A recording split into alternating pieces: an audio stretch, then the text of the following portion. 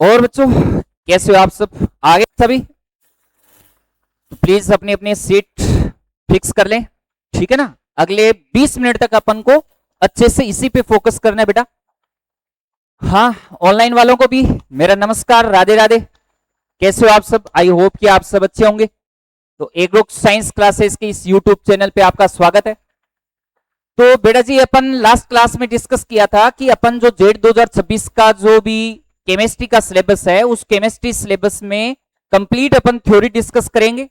जो आपने अब तक पढ़ लिया है उसको भी मैं कवर करवाते हुए आपके 20 मिनट के अंदर पूरा वापस से रिवाइज करवाऊंगा, ठीक है।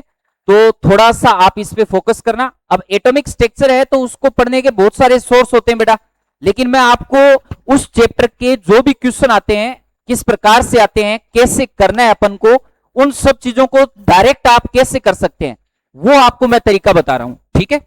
तो अपन अपना टाइम न खराब करते हुए स्टार्ट करते हैं एटॉमिक स्ट्रक्चर, जिसमें आपको सबसे पहले तो थोड़ा सा मैं इसकी हिस्ट्री के बारे में बता देता हूं कि आपको पता है कि परमाणु यानी कि एटम, जो एटम है बेटा वो एक ग्रीक वर्ड है। किससे बना हुआ है? ए प्लस टोमियो से। किससे मिलकर बना हुआ है बेटा जी? ए प्लस से टोमियो से। ओके, अब इस ए का मीन क्या बताया था बेटा? आपको बताया था इसका मीन क्या होता है? नॉन, ठीक है ना। और टोमियो का मीन क्या बताया था बेटा? डिविजिबल। यानी कि अपन को ये पता है कि कोई आज तक आपने जो भी चीजें देखी है या देख रहे हो या देखोगे, वो सारी चीजें किससे मिलकर बनी होती है बेटा? एटम से, ठीक है ना। तो एटम क्या हो गया? किसी भी पदार्थ का सबसे सूक्ष्मतम कण है।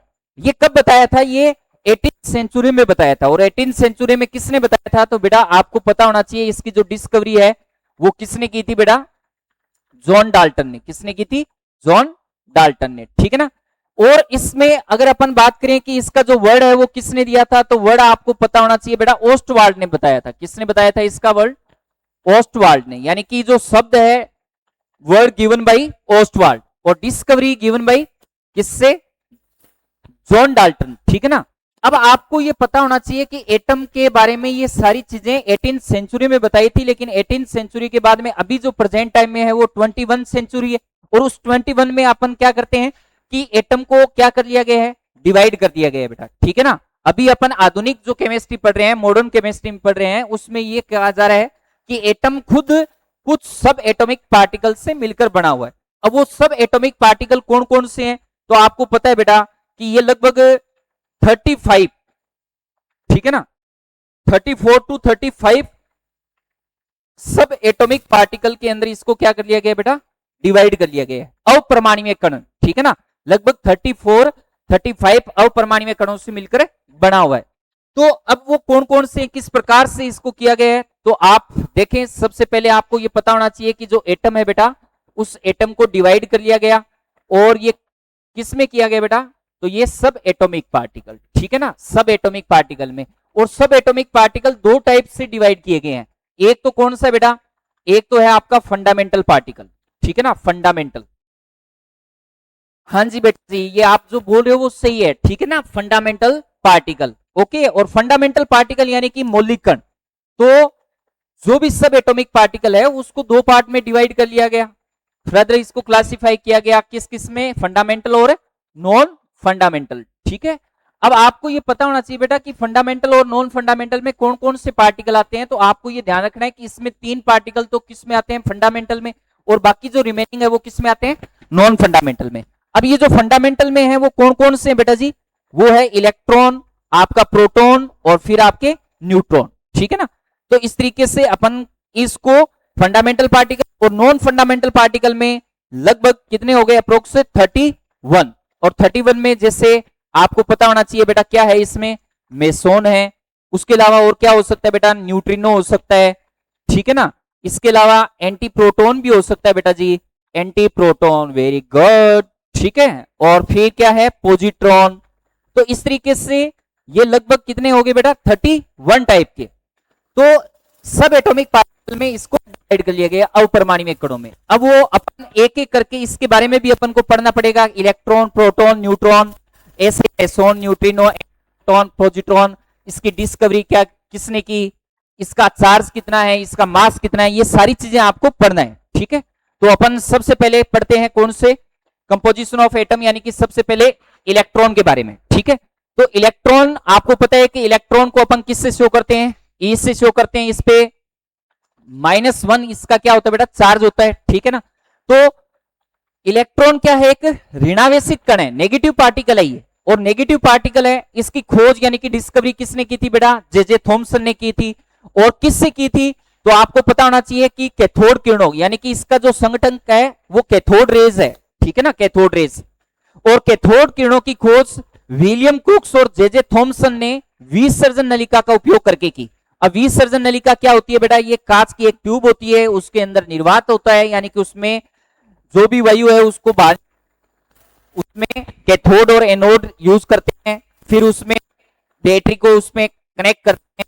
फिर उस बैटरी में जैसे ही अपन उसमें इलेक्ट्रिसिटी यानी कि वो इसमें फ्लो होगी, तो उसमें कैथोड से कुछ रेज निकलेगी, वो एनोड की ओर जाएगी। उन्हीं को अपन नाम क्या दे रहे हैं बेटा, कैथोड किरणें बोल रहे हैं। तो कैथोड किरणों की खोज है वो विलियम क्रूक्स और जे थॉमसन ने की। और ये धातु की पतली पन्नी में से गुजर जाती है। कौन गुजर जाती है, कैथोड किरणें। तो इसका मीन ये है कि जो इलेक्ट्रॉन की डिस्कवरी है वो कैथोड किरणों से हुई है, और कैथोड किरणें जो है वो धातु की पतली पन्नी में से गुजर जाती है। इन किरणों की प्रकृति क्या होती है, विसर्जन नलिका में उपस्थित कैथोड के पदार्थ और गैस की प्रकृति पर निर्भर करती है। ये बहुत इंपॉर्टेंट पॉइंट है कि अपन जो इलेक्ट्रॉन की डिस्कवरी कर रहे हैं वो कैथोड रेज से हुई है, और कैथोड रेज किस पे डिपेंड करेगी, तो सबसे पहले आपको ये पता होना चाहिए कि जो अपन कांच की ट्यूब यानी कि ग्लास ट्यूब यूज कर रहे हैं उसमें किस प्रकार का पदार्थ यूज किया आपने कैथोड के रूप में, और उसमें गैस की जो प्रकृति है वो किस प्रकार की है उस पर डिपेंड करेगा। उसके अलावा बहुत इंपॉर्टेंट पॉइंट है कि कैथोड किरणों का E/m यानी कि आवेश अपॉन द्रव्यमान इलेक्ट्रॉन के यानी 1.76 इंटू 10⁸ कूलाम प्रति ग्राम होता है। ये आपको ध्यान में रखना है। यानी कि इलेक्ट्रॉन का जो इलेक्ट्रॉन बोले या कैथोड किरण बोले उसको E/m है, यानी कि आवेश अपॉन द्रव्यमान है, आवेश घनत्व कहते हैं इसको। इसकी वैल्यू आपको याद रखनी है, बहुत इंपॉर्टेंट है, डायरेक्ट पूछ सकता है। 1.76 इंटू 10⁸। और आपको पता है कि ये होता है, ऋणावेशित होता है, तो ये सारी चीजें आपको पता होनी चाहिए। उसके बाद में नेक्स्ट प्रोटॉन के बारे में पढ़ते हैं। तो प्रोटॉन आपको पता है, प्रोटॉन को किससे शो करते हैं, 1h1 से कर सकते हैं, H+ से कर सकते हैं, P से कर सकते हैं, या फिर ऐसे भी लिखा हो सकता है आयनीकृत हाइड्रोजन परमाणु भी बोल सकते हैं अपन, ठीक है ना। ये भी आपको ध्यान रखना है। आयनाइज्ड हाइड्रोजन एटम को भी क्या बोलते हैं अपन, प्रोटॉन कहते हैं। और प्रोटॉन की खोज किसने की थी बेटा, गोल्डस्टीन ने की थी। ये क्या है, धनावेशित कण है। ये किससे, इसका जो अपन कहें कि डिस्कवरी किससे हुई, तो कैथोड किरण से तो हुई इलेक्ट्रॉन की, और एनोड रेज से किसकी हुई बेटा, प्रोटॉन की, ठीक है ना। तो एनोड किरणों से। फिर गोल्डस्टीन ने विसर्जन नलिका में छिद्रित कैथोड का उपयोग किया। छिद्रित कैथोड, जिस प्रकार से थॉमसन और विलियम क्रूक्स ने वो विसर्जन नलिका ली थी, विसर्जन नलिका में वहां पे तो एनोड में छिद्र थे, और अब की बार इसने क्या किया कि छिद्रित कैथोड यूज किया, ठीक है ना। और किरणों का धनात्मक या केनाल किरणें भी कहते हैं। तो एनोड किरणों को दूसरा और क्या नाम देते हैं अपन, केनाल किरणें भी बोलते हैं, और धनात्मक किरणें भी कहते हैं, ठीक है। उसके बाद में अगर बात करें तो इलेक्ट्रॉन, प्रोटॉन और न्यूट्रॉन, उसके अलावा एक न्यूट्रॉन के बारे में और अपन बात कर लेते हैं। तो न्यूट्रॉन की खोज है वो किसने की थी बेटा, जेम्स चैडविक ने। और ये कब हुई थी बेटा, 1932 में। और इसको किससे प्राप्त किया गया था, तो आपको पता होना चाहिए कि जो बेरिलियम का परमाणु या फिर बोरोन का जो परमाणु है उस पे किसका अटैक करवाया, अल्फा कणों का। हीलियम के परमाणु को अपन नाम क्या देते हैं, अल्फा पार्टिकल। इसकी जब इस पे बमबारी करवाई, या तो बोरोन पे करवाई या फिर बेरिलियम पे, अगर अपन हीलियम पार्टिकल की यानी कि अल्फा कण की बमबारी करवाते हैं तो अपने को क्या प्राप्त होता है बेटा, न्यूट्रॉन, ठीक है ना। तो ये आपको ध्यान में रखना है कि न्यूट्रॉन की खोज है वो जेम्स चैडविक ने की, और न्यूट्रॉन एक उदासीन प्रकृति का होता है, इस पे कोई चार्ज नहीं होता। प्लस आपको यह ध्यान में रखना है कि न्यूट्रॉन जो है उसकी डिस्कवरी सबसे लास्ट में हुई। और लास्ट में क्यों हुई बेटा जी, तो लास्ट में इसलिए हुई बेटा कि न्यूट्रॉन जो है वो उदासीन प्रकृति का है, और उदासीन प्रकृति का होने के कारण ये न तो वैद्युत क्षेत्र और न ही चुंबकीय क्षेत्र दोनों में किसी प्रकार का महसूस नहीं कर रहा था, और महसूस नहीं कर रहा तो सीधा डायरेक्ट ये पास हो रहा था। तो इसलिए अपन कहते हैं कि इसको खोज करने में थोड़ी देरी हुई। और आपको ये भी पूछ ले कि किस प्रकार से खोज हुई, तो आपको बताया कि बेरिलियम और बोरॉन, इन पे अगर अपन हीलियम का एटम यानी कि हीलियम का जो नाभिक है उसको अपन नाम क्या देते हैं, अल्फा पार्टिकल, उसकी अगर बमबारी करवाएंगे तो अपने को क्या प्राप्त होगा बेटा, न्यूट्रॉन। तो इस तरीके से न्यूट्रॉन के बारे में आपको पता होना चाहिए। उसके बाद में अगर अपन बात करें तो अब तीनों से और क्या क्वेश्चन पूछा जा सकता है और आपको याद भी करना है क्या, कि इलेक्ट्रॉन प्रोटॉन न्यूट्रॉन का चार्ज क्या है, उस पे मास क्या है उसका, केजी में कितना है, ग्राम में है, ठीक है ना, ये सारी चीजें आपको याद करनी है। ओके, फिर भी मैं थोड़ा आपको बता देता हूं। जैसे अगर अपन बात करें इलेक्ट्रॉन की और प्रोटॉन की, तो जैसे सबसे पहले अपन द्रव्यमान यानी कि मास के बारे में पढ़ते हैं। तो मास को अपन 3 यूनिट में देख सकते हैं। कैसे, एक तो एटॉमिक मास यूनिट, या इसी को आजकल यू भी लिखने लग गए, यूनिट, ठीक है ना। दूसरा है बेटा केजी में, और तीसरा है आपका सापेक्षिक, वो भी एग्जाम में क्वेश्चन भी आया है। जैसे इलेक्ट्रॉन की अगर अपन बात करें तो इलेक्ट्रॉन का एएमयू में मास कितना होता है, 0.000546, और केजी में अगर अपन बात करें तो 9.1 इंटू 10⁻⁻31। और अगर इसी को ही अगर अपन ग्राम में भी करें तो ग्राम में क्या हो जाएगा, इसको 1000 से अगर डिवाइड करेंगे तो ये कितना आ जाएगा, 28। और सापेक्ष, ये बहुत इंपॉर्टेंट है, क्वेश्चन सीधा डायरेक्ट क्या पूछेगा कि इलेक्ट्रॉन का जो द्रव्यमान है वो प्रोटॉन के सापेक्ष कितना है। तो प्रोटॉन के सापेक्ष ये आपको ध्यान रखना है 1/1837 टाइम, ठीक है ना। इसी प्रकार से प्रोटॉन में आपको पता होना चाहिए, न्यूट्रॉन की जो वैल्यू आपको याद रखनी है। प्रोटॉन और न्यूट्रॉन का जो द्रव्यमान है, मास है, वो लगभग क्या होता है, अप्रोक्स इक्वल होता है। लेकिन आपको थोड़ा सा अगर स्पेसिफिक अगर पूछ ले कि प्रोटॉन और न्यूट्रॉन में किसका ज्यादा होता है, तो आपको थोड़ा सा ये ध्यान रखना है कि न्यूट्रॉन का जो द्रव्यमान है वो थोड़ा सा ज्यादा रहता है। जैसे इसकी वैल्यू अगर अपन बात करें तो 1.673 है, और इसकी अगर अपन बात करें तो 1.675 है। ओके, ऐसे ही अगर आवेश की बात करें तो आवेश आपको पता है, इलेक्ट्रॉन का आवेश है वो माइनस में होगा और प्रोटॉन का आवेश क्या होगा, प्लस में होगा। और न्यूट्रॉन पे कोई चार्ज होता नहीं, तो आपको 0 याद रखना ही है। तो इसकी भी 3 यूनिट है। पहली कौन सी है बेटा, कूलाम में, फिर electrostatic unit ESU, electrostatic unit यानी कि विद्युत स्टैटिक इकाई, और फिर आपको सापेक्षिक। तो ये -1 और ये +1, वैल्यू सेम रखनी है, कोई चेंज नहीं करना, क्योंकि चार्ज जितना आपको पता है कि ये एक क्वांटिकर चार्ज होता है, कि किसी भी पदार्थ पे या किसी भी कण पे सबसे न्यूनतम जो अगर चार्ज होगा तो वो किस होगा, इलेक्ट्रॉन के आवेश के इक्वल होता है, ठीक है ना। तो इसकी वैल्यू कितनी होती है, 1.602 इंटू 10⁻⁻19, ठीक है ना। ये कूलाम में भी याद रखना है बेटा जी, और इलेक्ट्रोस्टैटिक यूनिट।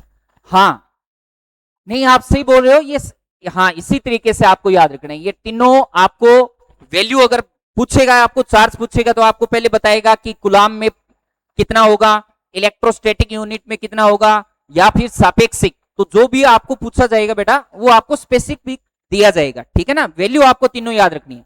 फिर अगर अपन विशिष्ट आवेश की बात करें तो विशिष्ट आवेश E/m की वैल्यू है वो कूलाम पर ग्राम। इसमें इलेक्ट्रॉन के लिए, ये प्रोटॉन के लिए और न्यूट्रॉन के लिए आपको पता ही है कितना होता है, 0 होता है। ऐसे ही आपको घनत्व के बारे में भी पता रखना है। तो घनत्व कितना होता है इसका, 2.17 इंटू 10⁻⁻17 इलेक्ट्रॉन के लिए, फिर प्रोटॉन और फिर न्यूट्रॉन।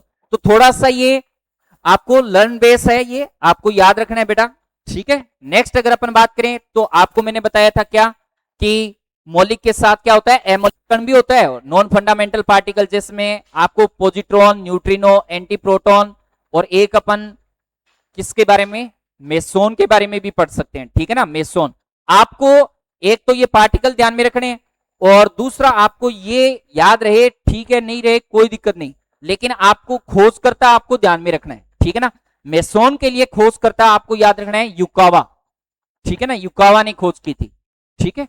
और बाकी जैसे पॉजिट्रॉन की है वो एंडरसन ने की, न्यूट्रिनो की खोज किसने की, पाउली और फर्मी ने, एंटीप्रोटॉन कैम्बरलेन ने, ठीक है ना। तो इस तरीके से आपको इसकी डिस्कवरी किसने की वो आपको पता होना चाहिए, प्लस आपको कौन कौन से पार्टिकल है वो पता होना चाहिए। ओके, उसके बाद में आता है अपने जैसे कि कुछ शब्दावली, ठीक है, कुछ मुख्य शब्दावली मैं आपको बताता हूं, मुख्य शब्दावली।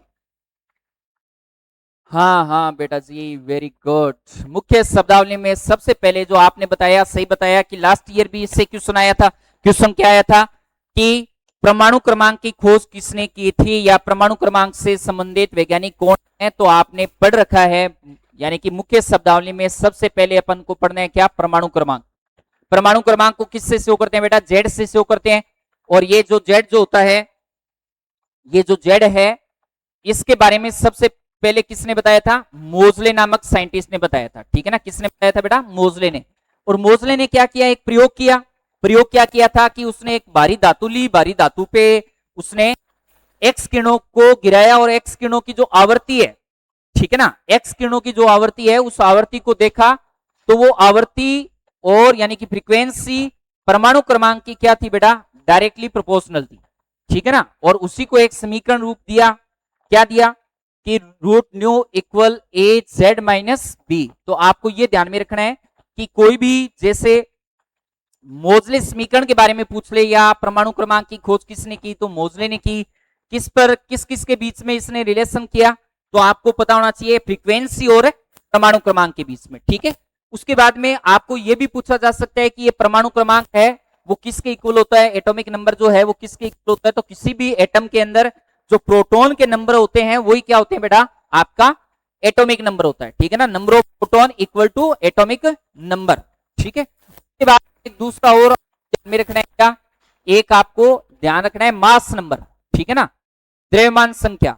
द्रव्यमान संख्या को अपन किससे प्रदर्शित करते हैं बेटा? द्रव्यमान संख्या को प्रदर्शित किया जाता है आपके ए से। ठीक है, और ए की जो वैल्यू होती है बेटा वो होती है किसके इक्वल है? जेड प्लस पी के, सॉरी जेड प्लस एन के या फिर पी प्लस एन के। पी को ही अपन क्या बोलते हैं? अपन जेड बोलते हैं, तो जेड प्लस एन भी बोल सकते हो। ठीक है ना, या फिर आप बोल सकते हो ई प्लस एन, लेकिन ये किसके लिए होगा बेटा? उदासीन परमाणु के लिए। ठीक है, तो इस तरीके से उदासीन जो परमाणु होता है उसी के लिए अपन बोलते हैं कि इलेक्ट्रॉन की जो नंबर है वो एटॉमिक नंबर के इक्वल होता है। ठीक है, तो ए की वैल्यू आपको ध्यान में रखना है। अब कई बार क्या होता है कि एग्जाम में डायरेक्ट ए नहीं पूछता, आपको पी पूछ लेता है, तो ए माइनस आपको क्या याद रखना है? एन याद रखना है। ठीक है, ए माइनस एन, या फिर ए एन पूछेगा तो ए माइनस आपको पी यूज करना है। तो इस तरीके से आपको ये ध्यान में रखना है। और दोनों को अगर अपन बात करें कि पी प्लस एन को नाम क्या देते हैं, तो इसको बोलते हैं बेटा न्यूक्लियन। क्या कहा जाता है इसको? न्यूक्लियन। वेरी गुड, ठीक है, न्यूक्लियन। ओके, दोनों को सम्मिलित रूप से न्यूक्लियन कहा जाता है। किस किस को? प्रोटॉन प्लस न्यूट्रॉन को। ओके, उसके बाद में कुछ और टर्मिनोलॉजी है, उसमें सबसे पहला है आपका क्या? समस्थानिक। ठीक है ना, आइसोटोप। आपको क्वेश्चन पूछ ले कि समस्थानिक की खोज किसने की थी, तो उसकी खोज किसने की थी बेटा? सोडी नामक साइंटिस्ट ने। ठीक है ना, समस्थानिक आइसोटोप। ये होता क्या है कि कोई भी दो स्पीसीज है, उस दो स्पीसीज जैसे अगर अपन बात करें 1H1 है, 1H2 है और 1H3 है, ये कोई तीन स्पीसीज दे रखी है। इन तीन स्पीसीज में अगर अपने को कुछ समान दिख जाए या कुछ भिन्न दिख जाए, असमानता दिख जाए, ठीक है ना, भिन्नता दिख जाए या समानता दिख जाए, तब अपन कहते हैं कि वो समस्थानिक है। आपको पता होना चाहिए बेटा जी क्या कि क्या क्या समान होता है और क्या भिन्नता होती है। तो कोई भी ऐसी स्पीसीज जिसमें चाहिए प्रोटॉन संख्या भी क्या होनी चाहिए? समान। अगर प्रोटॉन की संख्या सेम है तो इलेक्ट्रॉन की संख्या भी क्या है? सेम है। और इलेक्ट्रॉन की संख्या सेम होगी तो इलेक्ट्रॉनिक विन्यास भी क्या होगा बेटा? सेम होगा। और इलेक्ट्रॉनिक विन्यास अगर किसी का सेम है तो उनका रासायनिक गुण भी क्या होगा? सेम होगा। और रासायनिक गुण अगर सेम है तो अपन कहते हैं बेटा कि आवर्त सारणी में क्या होता है? स्थान भी क्या होता है बेटा? सेम होता है। तो सिंपल सा है कि कोई भी ऐसी स्पीसीज जिसमें परमाणु संख्या सेम हो, परमाणु संख्या सेम होगी यानी कि प्रोटॉन की संख्या समान होगी, प्रोटॉन की संख्या समान होगी तो इलेक्ट्रॉन की संख्या समान होगी, इलेक्ट्रॉन संख्या सेम है तो इलेक्ट्रॉनिक विन्यास भी सेम होगा, इलेक्ट्रॉनिक विन्यास सेम है तो रासायनिक गुण भी सेम होंगे बेटा। और रासायनिक गुण अगर सेम है तो अपन कह सकते हैं कि उसका आवर्त सारणी में स्थान भी क्या होगा बेटा? सेम होगा। ठीक है, इसी प्रकार से अगर उसमें अगर बात करें कि भिन्नता क्या होगी तो सिंपल सा है कि द्रव्यमान संख्या क्या होगी? उसकी भिन्न होनी चाहिए। न्यूट्रॉन की संख्या क्या होनी चाहिए बेटा? भिन्न होनी चाहिए। और भौतिक गुण भी क्या होना चाहिए?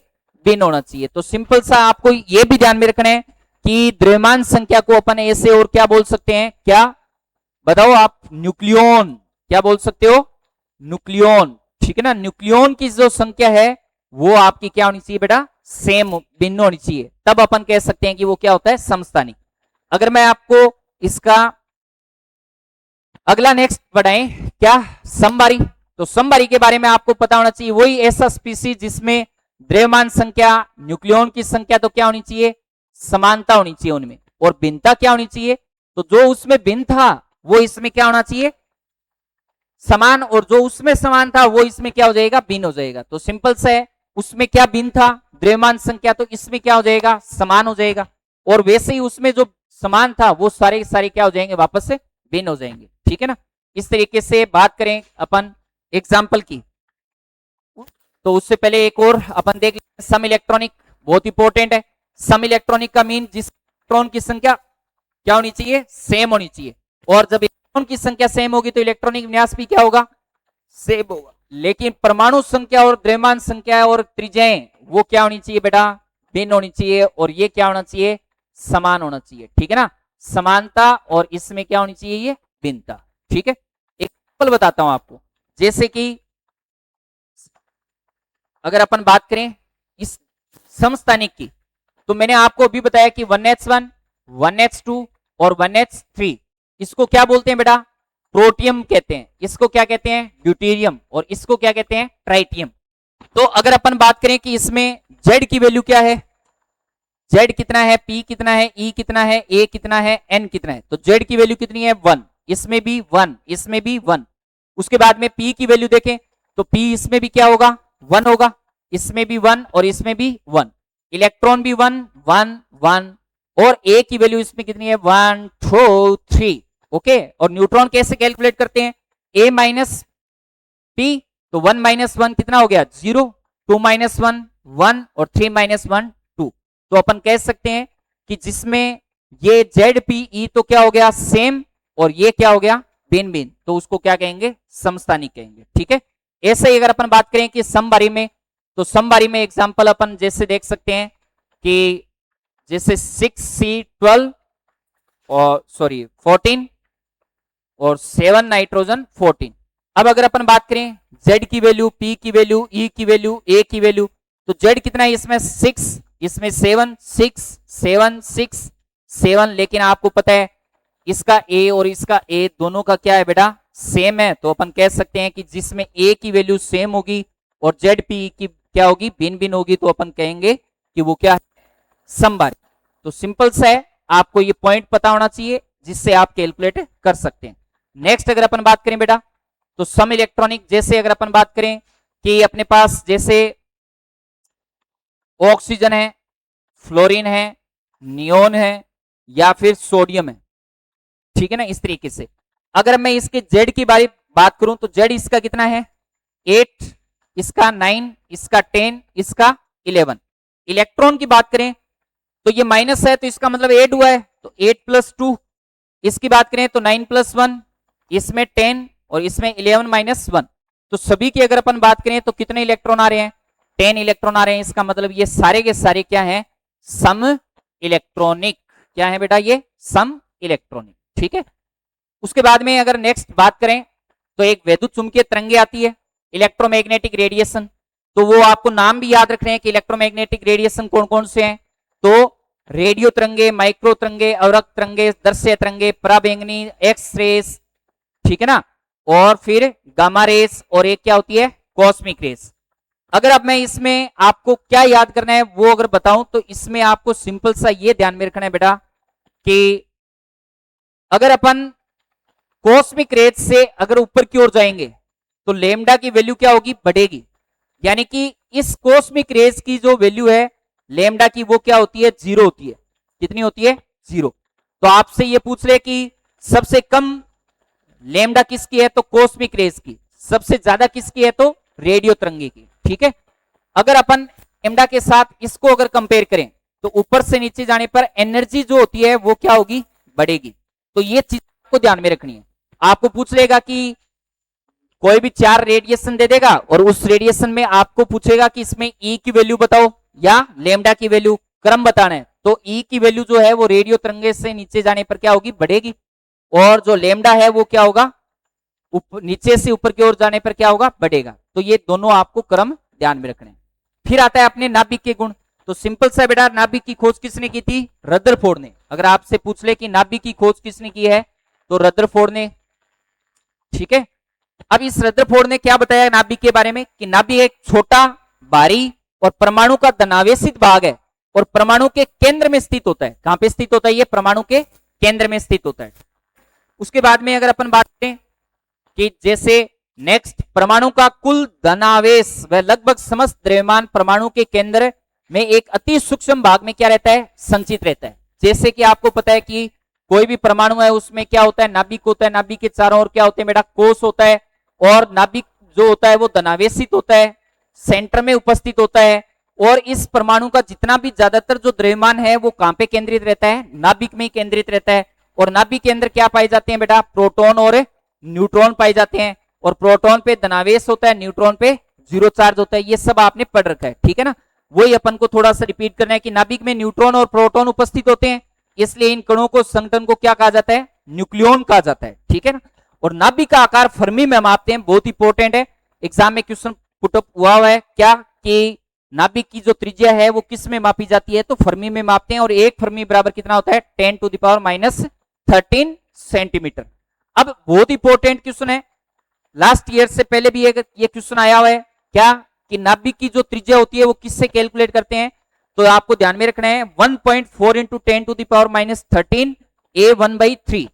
तो अगर अपन बात करें तो जो नाभिक की त्रिज्या है, जैसे आपको पूछ ले कि एल्यूमिनियम की जो नाभिक है उस एल्यूमिनियम के नाभिक का आपको त्रिज्या कैलकुलेट करनी है, तो कैसे कैलकुलेट करेंगे, तो आर नाभिक जो होता है वो R0 A1/3 इस तरीके से आपको कैलकुलेट करना है।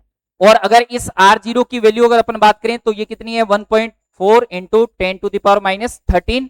और A की वैल्यू, A का मतलब क्या है यहाँ पे, द्रव्यमान संख्या, ठीक है ना, द्रव्यमान संख्या, वेरी गुड, कितनी बताई, 27। तो ये 27 और इस 27 में आपको 1/3, तो ये कितना हो जाएगा, 3 हो जाएगा, ठीक है ना। अब 3 को इससे मल्टीप्लाई करोगे वही आपका क्या हो जाएगा, आंसर।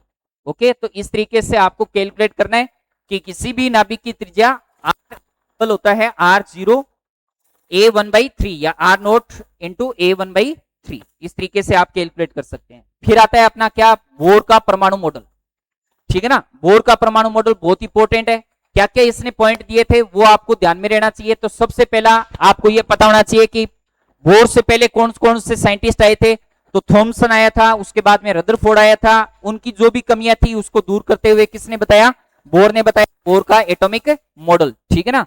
तो इसने क्या कहा कि इलेक्ट्रॉन नाभिक के निश्चित त्रिज्या वाले वर्तीय कक्षकों की परिक्रमा करता है।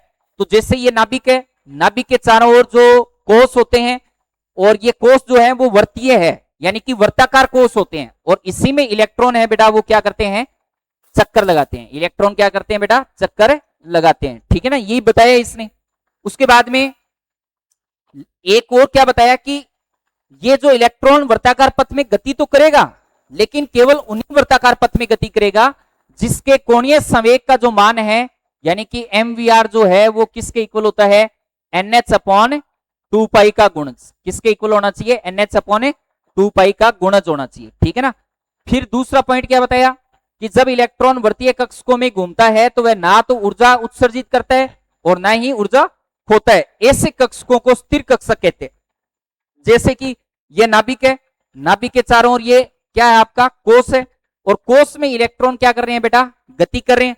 तो गति केवल एक ही कक्ष में ये करता रहेगा, स्थिर कक्षा में करता रहेगा, तो न तो ये ऊर्जा का ह्रास करेगा और न ही ऊर्जा का क्या करेगा, ये उत्सर्जन करेगा, ठीक है ना तो अवशोषण करेगा और नहीं उत्सर्जन करेगा, ये अपनी ऊर्जा को स्थिर रखेगा। उसके बाद में कहा कि नाभिक से ऊर्जा स्तर की दूरी जितनी अधिक होगी उसके साथ जुड़ी ऊर्जा उतनी ही क्या होती जाएगी, अधिक होती जाएगी। जैसे कि ये नाभिक है, नाभिक के जैसे जैसे दूर जाते जाएंगे अपन, तो जिस प्रकार से अपन ये दूरी बढ़ेगी वैसे वैसे एनर्जी भी क्या होती जाएगी बेटा, बढ़ती जाएगी, ऊर्जा भी क्या होती जाएगी, बढ़ती जाएगी। तो सिंपल सा है। उसके बाद में अगर बात करें कि जब इलेक्ट्रॉन को ऊर्जा दी जाती है तो यह ऊर्जा स्तर पर पहुंच जाता है, और यह अवस्था क्या कहलाती है बेटा, उत्तेजित अवस्था। जैसे कोई भी इलेक्ट्रॉन है, ये अगर पहले कोष से अगर दूसरे कोष में चला गया तो ये उसकी कौन सी अवस्था कहलाएगी, उत्तेजित अवस्था, ठीक है ना। निम्न कक्षा से उच्च कक्षा में अगर वो जाता है तो उस अवस्था को अपन नाम क्या देते हैं, उत्तेजित अवस्था। फिर आता है जब इलेक्ट्रॉन उच्च से निम्न ऊर्जा स्तर पर आता है तो ऊर्जा का क्या करता है, उत्सर्जन। तो सिंपल सा है बेटा, क्या बताया गया कि पहली तो ये बताया गया कि ये नाभिक होता है, नाभिक के चारों ओर कोष होते हैं और ये कोष क्या होते हैं, वर्ताकार होते हैं। दूसरा क्या बताया कि ये नाभिक है, नाभिक में कोष होते हैं, कोष में इलेक्ट्रॉन है वो क्या करते हैं बेटा, चक्कर लगाते हैं, और इलेक्ट्रॉन जिस कोष में चक्कर लगाते हैं उस कोष को अपन नाम देते हैं स्थिर कक्षा। और स्थिर कक्षा में ऊर्जा भी क्या रहती है बेटा, स्थिर रहती है, ऊर्जा भी क्या रहेगी, स्थिर रहेगी। फिर उसने क्या बताया कि ये जैसे नाभिक है, नाभिक के चारों ओर ये जो कोष है, तो इलेक्ट्रॉन उसी कोष में गति करेगा जिसके कोणीय संवेग का मान mvr जो होता है वो किसके इक्वल होता है, nh/2π के। फिर क्या बताया कि ये नाभिक है, नाभिक में ये जैसे कोष है, अगर ये 1 2 3 4 5 अगर ये क्या हो, निम्न से उच्च में जाए, जैसे 1 से किसी भी कोष में जाए, तो ऊर्जा का क्या करेगा बेटा, ये अवशोषण, क्या करेगा, अवशोषण, ठीक है ना, अवशोषण होगा। और अगर अपन बात करें किसकी, उच्च से निम्न की ओर जाएगा, तब अपन कह सकते हैं क्या होता है बेटा, उत्सर्जन, ठीक है ना। ये पॉइंट आपको ध्यान में रखने हैं। तो सिंपल सा है, बोर मॉडल की ये दिए हुए थे। फिर आता है बोर मॉडल की कमी, बहुत इंपॉर्टेंट पॉइंट है। बोर मॉडल की जो कमियां हैं उसमें सबसे इंपॉर्टेंट पॉइंट ये है कि ये बोर मॉडल केवल और केवल हाइड्रोजन पे ही लागू होता है, हाइड्रोजन परमाणु पर ही लागू होता है। अब आप इसको किस तरीके से पूछा जा सकता है कि हाइड्रोजन की क्या विशेषता है कि हाइड्रोजन में एक ही इलेक्ट्रॉन होता है, तो सिंपल सा है, बोर मॉडल केवल और केवल एक इलेक्ट्रॉन वाली स्पीसीज पे ही लागू होता है। इसी को दूसरे तरीके से और क्या बोल सकते हैं कि इलेक्ट्रॉन जो एक ही है, तो इसका मतलब ये बहु इलेक्ट्रॉन वाले स्पीसीज में काम नहीं करता, लागू नहीं होता।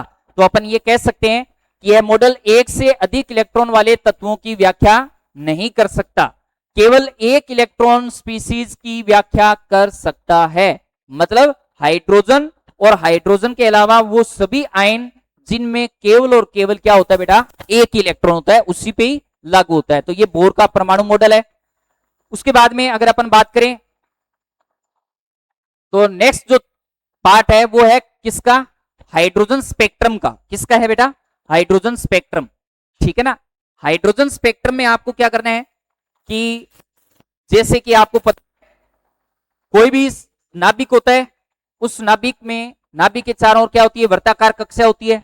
जैसे कि इस तरीके से ये पहला कोष है, फिर ये दूसरा, तीसरा, ठीक है ना। इस तरीके से आपको कोष पता होना चाहिए। अब अगर ये इलेक्ट्रॉन उच्च से निम्न या निम्न से उच्च की ओर जाते हैं, जैसे अगर अपन बात करें ये n1, n की जो वैल्यू है वो क्या है, 1 है, ये 2 है, ये 3 है, ये 4 है, ये 5 है, ये 6 है। तो अगर कोई भी इलेक्ट्रॉन है वो उच्च से फर्स्ट में आए, ठीक है ना, किसी भी सेल से अगर फर्स्ट में आएगा या फिर सेकंड में आएगा इस तरीके से, ठीक है ना, या फिर थर्ड में आएगा या फिर फोर्थ में आएगा बेटा, ठीक है ना, या फिफ्थ में आएगा, तो इस तरीके से अपने को कुछ श्रेणियां प्राप्त होती है। उन श्रेणियों को अपन पढ़ते हैं तो उसमें पहली जो श्रेणी अपन को मिलती है वो कौन सी मिलती है बेटा, लाइमन। फिर क्या आती है, बामर, फिर पासन, फिर ब्रैकेट, फिर फंड और फिर हम्फ्री। अब आपको एग्जाम में क्या क्वेश्चन पूछेगा कि हाइड्रोजन स्पेक्ट्रम के अंदर प्रथम श्रेणी कौन होती है, तो लाइमन, सेकेंड क्या होती है, थर्ड क्या होती है, फिर हम्फ्री। नेक्स्ट क्वेश्चन क्या पूछा जा सकता है कि ये कौन से क्षेत्र में पाई जाती है, तो लाइमन श्रेणी है वो पराबैंगनी, फिर दर्शय क्षेत्र में, पासन, अवरक्त क्षेत्र में, ये सारी की सारी किस में पाई जाती है, अवरक्त क्षेत्र में। और याद रखना दूरस्थ अवरक्त क्षेत्र होती तो सारी इंफ्रारेड ही है, लेकिन आपको लास्ट वाली आपको इसमें याद रखना है, बहुत ज्यादा की कहने का मीन अवरक्त क्षेत्र की जो लैम्डा है उसके अंत में ये मिलती है। उसके बाद में अगर आपसे और क्या क्वेश्चन पूछा जा सकता है, तो और आपसे ये पूछा जा सकता है बेटा कि इसमें n1 की वैल्यू कितनी है और n2 की वैल्यू कितनी है। तो 2 से लेके इनफिनाइट तक होती है n2 की, और n1 की क्या होगी बेटा, 1 होगी। बामर के लिए क्या होगा, बामर के लिए n1 की वैल्यू तो हो जाएगी 2 और n2 की वैल्यू क्या हो जाएगी 3 से लेके इनफिनाइट।